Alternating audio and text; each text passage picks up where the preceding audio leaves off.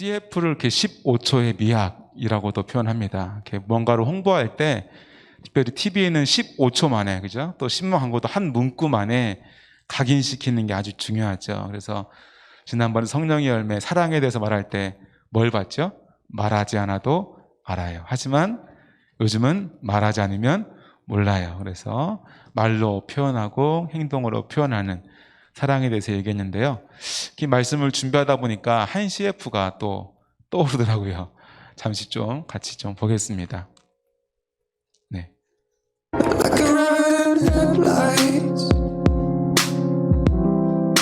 자세히 보세요.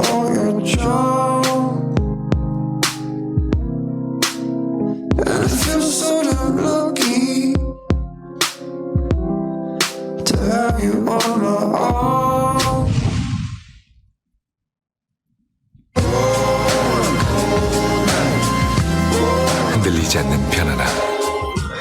시몬스. 네, 어떠한 찬조나 받진 않았습니다. 네. 이 흔들리지 않는 편안함, 이 문구 기억하시잖아요. 그죠? 자세히 보면은 이 사람 D부터 해서 한 7개의 섹션으로 그 하루 동안에 얼마나 이 피곤하고 고단한 삶을 살았는지를 보여줘요. 근데 어떻게 돼요? 딱 침대에 눕는 순간 흔들리지 않는 편안함이 있는 거예요. 우리가 주님 안에서 흔들리지 않는 그 평안함, 평화를 맛보시는 저와 여러분 되기를 소원합니다. 아멘. 우리 한번 옆 사람에게 인사합시다. 샬롬. 샬롬. 네. 샬롬. 샬롬. 네, 샬롬. 네, 샬롬, 샬롬. 네. 이 샬롬, 이 화평, 평화, 평안 이런 뜻을 가진 단어입니다. 이 화평이라는 단어, 이 샬롬이라는 이 말에 파생되어진 단어들이 신약에만 약 100번가량 나온다고 합니다. 우리말 성경에는 평화, 평강, 평안 등으로 번역되어져 있지만 너희에게 평강이 있을지어다, 평강의 하나님 등과 같이 이 평화에 대한 수많은 표현들은 이 평화의 개념이 신약 성경에서 얼마나 중요한가를 말해주고 있습니다. 그래서 우리가 성경, 하나님 말씀 생각하면 사랑도 떠오르지만 이 평안이라는 단어가 떠오를 것입니다. 하나님은 평화의 하나님으로, 또한 예수님은 평화의 왕으로, 성령님은 평화의 영으로 언급되어지고 있습니다. 부활하신 예수님께서 제자들에게 처음 건네신 말씀이 뭐예요? 평안하뇨라고, 그죠? 그 다음에 또 뭐라 말씀하셔요? 평안할지어다 라고 말씀하여 주십니다. 한번 옆 사람에게 한번 물어봅시다. 평안하십니까? 평안하십니까? 네, 그리고 이렇게 합시다. 평안하십시오. 평안하십시오. 네, 평안하십시오. 네, 이 평화, 이 구약 에서 나오는 히브리어죠. 샬롬. 신약에서는 헬라어로 아이레네라고 말합니다. 동일하게 이 샬롬, 평안, 평화에 대해서 말합니다. 제가 이 한 교회 홈페이지에 실린 글을 보면서 좀 재미있다라는 생각을 했습니다. 한번 읽어보겠습니다. 사람을 만나면 항상 샬롬이라고 인사하던 목사님이 계셨습니다. 한 번은 길을 지나가다가 얼굴이 좀 시커먼 분이 지나가시기에 샬롬 하고 인사했습니다. 그런데 이분이 그 주일부터 교회에 나오기 시작하는 거예요. 주일 예배만 드리고 빨리 집에 가시는 거예요. 3개월이 지났어요. 3개월이 지나자 담임 목사님을 찾아왔어요. 함께 식사를 하자고 제안을 합니다. 식사를 하러 갔더니 그 사람이 이렇게 말을 합니다. 자신은 인생을 재미있게 살았다는 거예요. 사업도 잘 되고 돈도 많이 벌었어요. 명예도 얻었어요. 모든 것이 평안했어요. 그런데 어느 날부턴가 몸이 피곤하고 부어오르고 얼굴도 까맣게 변하더라는 거예요. 어떻게 했어요? 병원에 갔죠. 병원 가서 검사를 쫙 해보니까 간암이라는 거예요. 손도 쓸 수 없는 말기 상태. 예. 의사가 말하기를 잘해야 3개월 밖에 못 삽니다. 난리가 났어요. 가족도 걱정하고 친구들도 걱정하고 모두 이 사람이 죽게 되었다는 것을 안타깝게 생각했어요. 그때부터 누구를 만나도 자신은 죽을 놈, 이라는 생각이 들었답니다. 사람들에게 나 3개월 뒤면 죽어. 나 죽을 놈이야. 이렇게 말하는 거죠. 그런데 목사님께서 자신에게 뭐라고 인사했어요? 살롬이라고 이렇게 그러더라는 거예요. 모두가 죽을 놈 하는데 목사님이 길에서 만나자마자 살롬 그러니까 정신이 번쩍 들더라는 거예요. 그래서 생각하기를 그래 나는 죽을 놈이 아니고 살롬이다.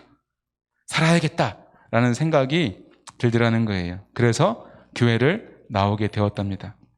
병원에서 3개월밖에 못 산다고 했지만 살롬이라고 생각하니 자신감이 생겼고 예배에 참석하고 돌아와서 약을 먹고 몸을 추스리고 자신에게 나는 살롬이야. 목사님이 살롬이라고 말씀하셨어.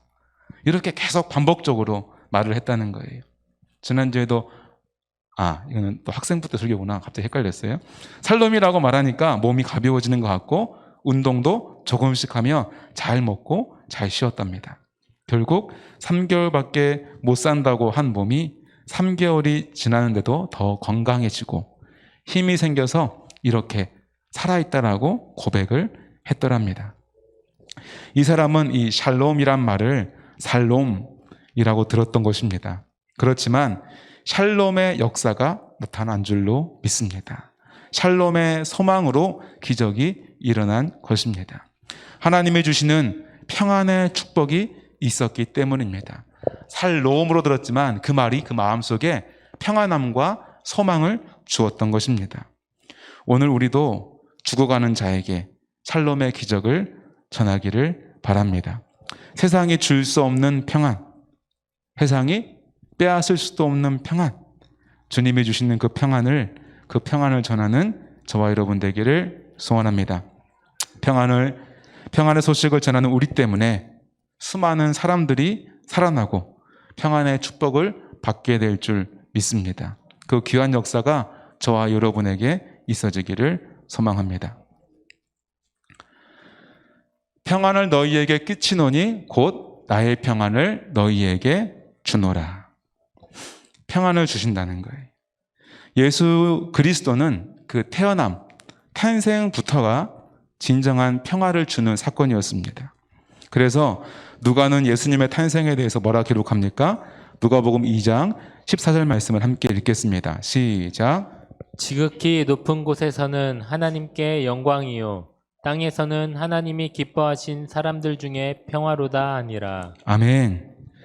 예수님께서 이 땅에 오심은 하나님께는 영광이 되어지고 하나님의 이름을 높이는 일이 되어지고 저와 여러분에게는 땅에게는 평화가 임하는 사건이었다는 것입니다. 예수님은 평화의 왕으로 오신 줄로 믿습니다. 그것이 저와 여러분에게 일어난 사건인 줄로 믿습니다. 또한 이사야 선지자는 이 일에 대해서 이렇게 예언했습니다. 한번 읽어보겠습니다. 시작. 이는 한 아기가 우리에게 낳고 한 아들을 우리에게 주신 바 되었는데 그의 어깨에는 정사를 메었고 그의 이름은 기묘자라 모사라 전능하신 하나님이라 영존하시는 아버지라 평강의 왕이라 할 것임이라. 아멘. 평강의 왕으로 임하신 줄로 믿습니다. 이 세상에 평화의 왕으로 오신 주님께서 저와 여러분의 삶에 평안을 주신 줄로 믿습니다. 이 밤에 주님께서 평화의 왕으로 임재하시는 저와 여러분의 마음 가운데 임재하시는 역사가 있기를 바랍니다. 내가 너희에게 주는 것은 세상이 주는 것과 같지 아니하니라. 같이 한번 빨간색 읽어볼까요? 시작. 내가 너희에게 주는 것은 세상이 주는 것과 같지 아니하니라. 아멘.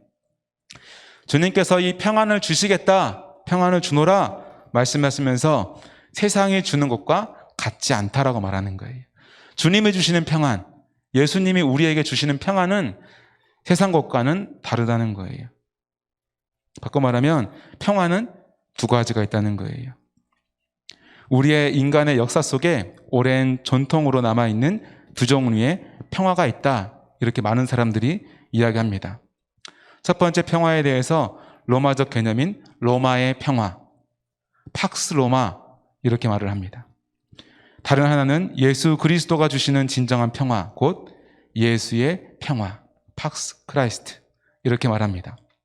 로마의 평화는 어때요? 로마는 대제국이죠. 제국으로서의 그 군사적인 우위로, 그 힘으로 누르는 정치적인 평화를 말합니다. 잠재적인 적들, 그죠? 그것을 폭력으로 제압함으로써 이루어지는 전쟁이 없는 상태를 말합니다. 이 팍스 로마는 공평과 정의에 기초한 평화가 아니라 제국의 힘이 바로 공이고 제국의 군사력이 바로 선이었다는 것입니다. 힘센 자가 다스리는, 군사력에 의해 쟁취되는, 지켜지는 평화는 어때요? 한시적일 수밖에 없다는 거예요. 로마의 평화는 200년밖에 가지 못했습니다. 또 한편으로 생각해 보면은 그 200년 동안의 평화는 참 평화였을까? 한번 반문해 볼 필요가 있다는 것입니다. 어찌 보면은 폭풍 전야가 아니겠어요, 그죠? 칼을 든 자에게, 억누르는 자에게 억눌림 받은 자는 가만히 있지 않겠지요. 우리 한반도의 상황은 어떻습니까? 전쟁이 끝난 것이 아니라 뭐라고 말해요?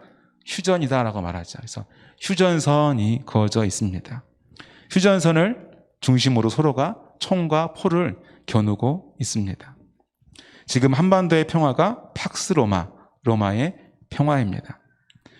몇 년 전 국회 청문회에 국방장관이 한 의원에게 이런 질문을 받았습니다. 북한의 군사력을 일러 보았을 때 우리나라의 국방력은 어느 정도입니까? 당시 국방장관이 미소를 띠면서 이렇게 말합니다. 7에서 80배 정도 됩니다. 국회의원이 다시 묻습니다. 북한과 전쟁하면 이길 수 있습니까? 국방장관이 이렇게 말합니다. 전쟁을 하게 된다면 결국 북한은 멸망하게 되어 있습니다. 아주 확신에 찬 말이 마음을 좀 편안하게 해주더라고요. 국방력이 그렇게 70배, 80배 된다 그래요. 지금 현재 우리는 압도적인 국방력과 경제력으로 전쟁을 억제하고 있는 상태입니다. 그리고 주한미군, 전 세계의 군사력과 미국의 군사력을 비교하여도 미국의 군사력은 밀리지 않죠. 그렇죠? 그 상태에서 유지하고 있는 평화의 상태입니다. 그러나 우리는 이 휴전의 기간 동안에도 수많은 간첩 도발, 그죠? 또한 휴전선에서의 크고 작은 사건들, 그리고 가까이에는 연평도 포격과 같은 사건이 늘 우리를 불안과 공포를 경험하게 합니다. 아들을 낳은 어머니라면 다 눈물을 한 번씩 흘리잖아요. 언제 흘려요? 군대 갈 때.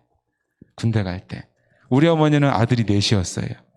셋째 갈 때까지도 울더라고요. 신기했어요. 왜 이렇게 울지? 그랬더니 저 갈 때는 안 우시더라고요.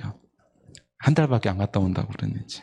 어쨌든 이 평화를 얻은 듯하지만 어때요? 완전하지 못한 평화라는 거예요. 오늘날 우리 사회에, 우리 가정에, 나 개인의 삶 속에 이러한 팍스 로마는 또 무엇입니까?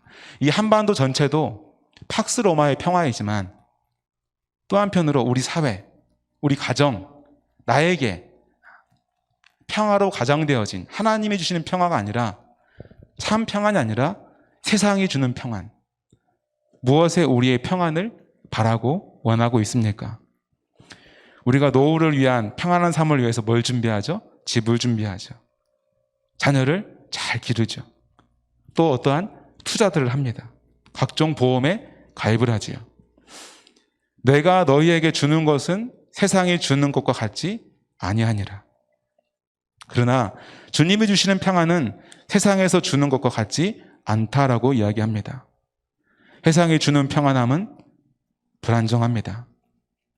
물론 우리의 삶 가운데에 미래를 대비해야죠. 준비해야죠. 그것이 완전합니까? 완전하지 않다는 거예요. 완전히 준비하면 또 어떻습니까? 내 생명이 완전하지 않다는 거예요. 내 건강이 불안정하다는 것입니다. 결과적으로 모든 인간은 죽음 앞에서는 이 모든 준비들이 의미 없는 몸부림에 불과할 뿐이라는 것입니다. 그렇다면 주님이 주시는 평안함은 무엇입니까? 내가 너희에게 주는 것은 세상이 주는 것과 같지 아니하니라. 예수님의 평화는 사랑과 자비, 희생에 기초한 평화입니다. 예수님은 평화의 왕으로 오셨고 십자가의 피로 말미암아 평화를 완성하셨습니다. 골로새서 1장 20절 말씀을 함께 읽겠습니다. 시작. 그의 십자가의 피로 화평을 이루사 만물 곧 땅에 있는 것들이나 하늘에 있는 것들이 그로 말미암아 자기와 화목하게 되기를 기뻐하심이라. 아멘. 예수님의 십자가의 피로 화평을 이루었다는 것입니다. 주님이 주시는 평화는 세상이 주는 군사력, 재력, 권위, 어떤 우리의 노력에서 오는 평안이 아닌 관계에서 오는 평안입니다. 십자가로 이룬 화평은 뭡니까? 죄로 말미암아 하나님과 깨어졌던 관계가 화평케 되는 거예요. 화목제물로서 화목해 되는 것이에요.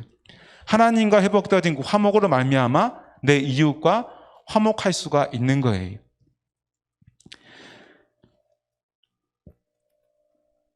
죄로 죽었던, 죄로 원수되었던 저와 여러분을 위해서 예수 그리스도께서 화목제물이 되어주신 줄로 믿습니다. 이로 말미암아 하나님과 우리가 화목게 된 줄로 믿습니다. 하나님과 분리되었던 관계가 회복됨으로 우리는 하나님 안에서 참된 평안을 누리게 되는 것입니다. 저와 여러분의 평안한 마음이 미래에 대한 불안함이 아니라 미래에 대한 평안함 또한 예수 그리스도 십자가 안에서 하나님 안에서 이루어지기를 소원합니다. 오늘 읽었던 요한복음 14장에서 나오는 이 제자들, 이 본문을 1차적으로 들었던 그 제자들은 예수님과 동행하면서 그 예수님 안에서 있으면서 참 평안을 맛보았던 사람들입니다. 주 예수와 동행하니 그 어디나 하늘나라. 할렐루야. 그들이 막 폭풍을 칠 때, 배가 깨질 것 같을 때에 두려워했지만 곧 그 바다마저도 잠잠케 하신 예수님, 두려워하지 말라 말씀하신 그 예수님, 그 예수님과 함께할 때 그들은 배고픔도 질병도 자연적인 재해도 죽음도 두렵지 않았습니다. 평안함을 맛보았습니다. 그런데 이 오늘 본문의 상황은 이러한 평화의 왕으로 오신 예수님, 그 예수님께서, 평안의 근원이신 그 예수님께서 떠나신다고 말씀하십니다. 이 말씀의 앞뒤 상황과 요한복음 전체에서의 요한복음 14장의 위치는 언제예요? 잡히시기 전날 밤이에요.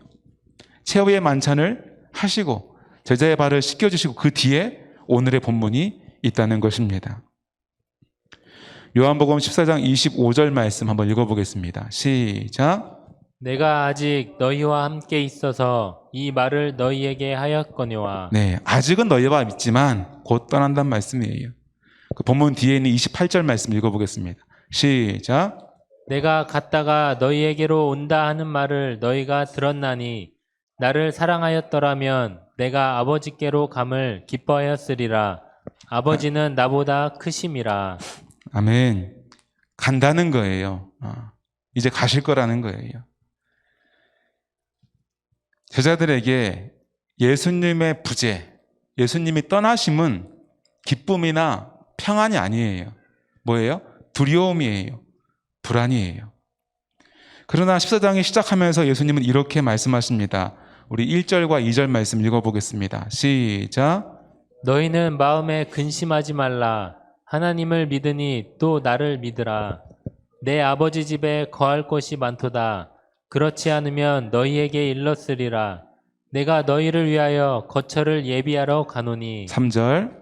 가서 너희를 위하여 거처를 예비하면 내가 다시 와서 너희를 내게로 영접하여 나 있는 곳에 너희도 있게 하리라. 아멘. 제자들이, 곧 우리가, 저와 여러분이 예수님의 부재로 두려워하고 근심하지 않아야 할 것은, 첫째로 주님은 우리를 위해서 거처를 예비하러 가셨다는 것입니다. 다시 오셔서 주님 계신 곳에 그 영원한 천국에 저와 여러분을 있게 하시겠다는 것입니다. 앞서 말했던 것처럼 우리가 아무리 좋은 집을 준비하고 좋은 보험을 가입하고 자식을 잘 키우고 다른 모든 것들을 다 가졌다 할지라도 우리의 목숨은 언젠가는 죽음을 맞이하게 되어 있다는 거예요. 그것은 모든 사람들이 가지고 있는 불안 요소예요. 두려움이에요. 그러나 주님은 그 죽음의 문제를 준비하러 가신다는 거예요. 죽음 이후를 준비해 주신다는 것입니다. 저와 여러분은 모두 동일하게 영원한 그 천국을 바라보는 줄로 믿습니다. 때로는 우리가 병들 수가 있어요. 사고를 당할 수도 있어요. 나이가 들어서 죽을 수도 있어요. 누구나 죽음을 맞닥뜨리게 될 것입니다. 그러나 저와 여러분이 죽음을 두려워하지 않는 그 죽음 너머에 있는 소망을 품을 수 있기를 소원합니다. 주님은 우리의 거처, 그 초소를 예비하러 가신 줄로 믿습니다. 그 초소는 그 어떠한 집보다도 비교할 수 없는 완전한 평안의 천국인 줄로 믿습니다. 그리고 오늘 본문 요한복음 14장 27절 직전에 26절 말씀 같이 한번 읽어보겠습니다. 시작. 보혜사 곧 아버지께서 내 이름으로 보내실 성령 그가 너희에게 모든 것을 가르치고 내가 너희에게 말한 모든 것을 생각나게 하리라. 아멘. 그리고 27절도 같이 이어서 읽어보겠습니다. 시작. 평안을 너희에게 끼치노니 곧 나의 평안을 너희에게 주노라. 내가 너희에게 주는 것은 세상이 주는 것과 같지 아니하니라. 너희는 마음에 근심하지도 말고 두려워하지도 말라. 아멘. 예수님이 떠나실 것을 말씀하실 때 두려워할, 근심할 제자들에게 평안하라 말씀하시는 근거는 뭐라는 거예요? 보혜사, 성령이 오신다는 거예요. 예수님이 떠나심으로 보혜사가 오신다는 것입니다. 지금 우리 삶 가운데에 두려움과 근심에 사로잡혀 있는 저와 여러분에게, 성도에게 예수님이 말씀하시는 거예요. 두려워하지 말라, 근심하지 말라, 평안을 너희에게 주노라. 내가 너희와 함께 있을 때 그 평안, 성령님이 함께 하심으로 평안을 누리리라. 할렐루야. 우리가 두 번째로 마음에 근심하거나 두려워하지 말 것은, 우리가 언제나 평안함에 거할 것은 바로 성령님께서 지금 저와 여러분과 함께 하시기 때문인 줄 믿습니다. 성령께서 우리에게 모든 것을 가르쳐 주실 것이요, 성령께서 우리에게 모든 것을 생각나게 해주실 줄 믿습니다. 우리는 다음 장인 요한복음 15장에서 가르치신 것과 같이 포도나무에 붙어있는 가지가 되기를 소원합니다. 이 오늘의 본문에 넘어서 나오는 말씀이 포도나무와 가지라는 거예요. 붙어 있으라는 거예요. 주님께, 예수님께 딱 붙어 있으면 두려움이 없다는 거예요. 마찬가지로 지금 성령님과 딱 붙어서 동행하는 인생에게는 두려움이 없고 평안이 가득할 줄로 믿습니다. 무엇이든지 묻고 들으며 순종하면 되는 것입니다. 성령의 포도나무에 붙어있는 성도는 반드시 사랑의 열매를 맺게 될 것이고 반드시 기쁨의 열매를 맺게 될 줄 믿습니다. 또한 평안의 열매를 맺게 될 줄 믿습니다. 많이 맺었어요? 많이 맺었습니까? 열매가 맺힌 지가 좀 지났어요? 가지치기도 하시고 다시 우리가 이 교회 앞에 보면은 이 향기 나는 그 약간 나무가 있어요. 누가 잼매놨더라고요. 이걸 왜 잼매놨나 봤더니 가지가 이렇게 벌어졌어요. 이렇게 찢어졌어요. 아이고 죽으나 보다 했더니 잼매나서 그런지 잎을 맺더라고요. 네. 저와 여러분 이렇게 찢어진 부분이 있으면 잘 잼매기 바랍니다. 할렐루야. 예, 가지에서 떨어지지 않기를 소원합니다. 할렐루야.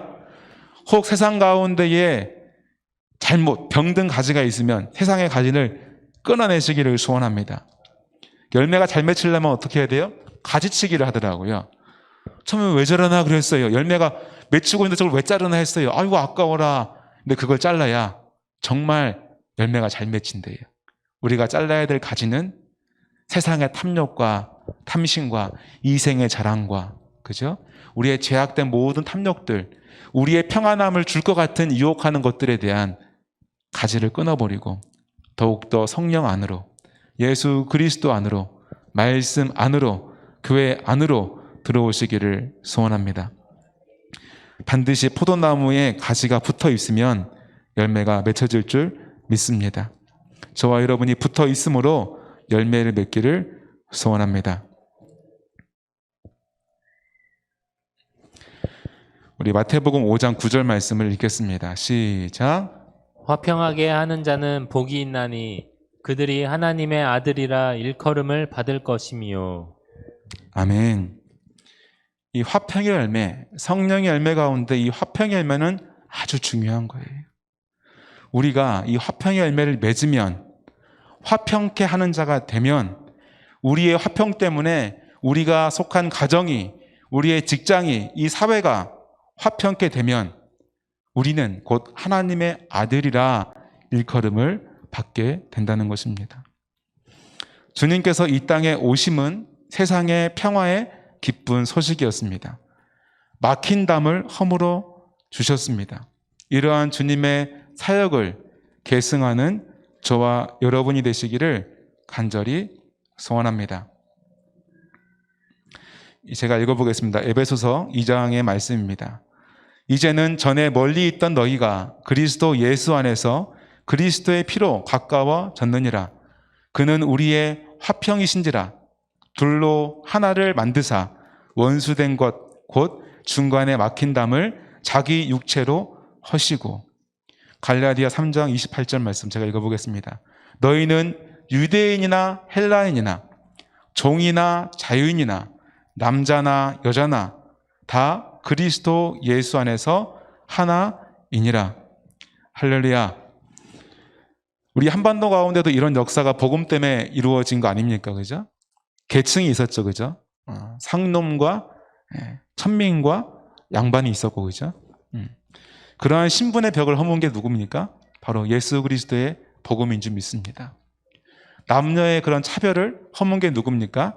예수 그리스도의 복음인 줄로 믿습니다. 우리 선배들은 이 땅 가운데 복음 때문에 그 일들을 이루었습니다.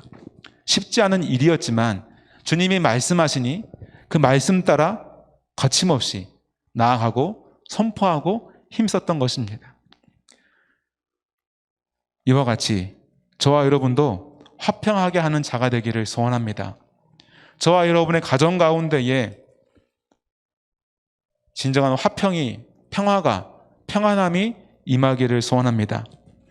여러분의 그 직장, 작은 사회지만 그 안에도 얼마나 많은 오해와 갈등과 다름과 시기와 분쟁이 있습니까?